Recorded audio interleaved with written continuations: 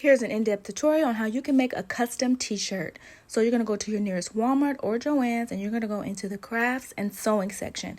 They usually have like a t-shirt section where they have printed on transfer sheets and you can choose for light fabric or dark fabric. I like to go for the light fabric one because the background is more transparent. Then I go ahead and head to my house and I'm going to go to Pinterest and decide what design I'm going to use. Because I'm making this for the Chris Brown concert, when you go to Pinterest, there's already so many designs you can use, but you know, I want to be different and I'm going to create my own design. So I save that image to my camera roll and I just crop it and then I go over to Canva. I love Canva. I use Canva for pretty much everything. So I'm going to put this t-shirt into Canva. I'm going to go to the t-shirt templates because they already are set up for t-shirt designs, and I'm just going to delete the one that they already have and I'm going to upload that image that I just created and put it into Canva. Now I'm going to add a little bit more to it because again, I want mine to be as customized as I want. The reason why I love Canva is because there's so many different options to create the exact design you want. So you will not be using the same t-shirt design that somebody else has and you can be creative. So I'm just going to go ahead and add the different muted light blue tones because the shirt I'm using is like a light blue tie-dye type shirt, and it also matches the denim that he's wearing in his outfit.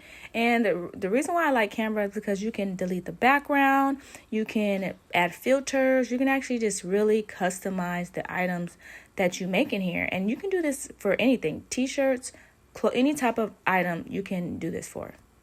Once you're done creating the design you want, then you save it to your phone, and then you got to make sure that you mirror the image because you're going to be putting this on your shirt and it needs to be flipped. So go to your camera roll and flip it. Now I'm going to be using an HP inkjet printer, and the way that I decide the right way to put the paper in is if I go in and mark a regular piece of paper and then I print that out and it shows me where the front and the back is. So because this line is printed out on the back, that means that the back needs to be faced up when I put it in my printer. Make sure your printer has ample ink because I'm going to do this in color, but you can also do this in black and white.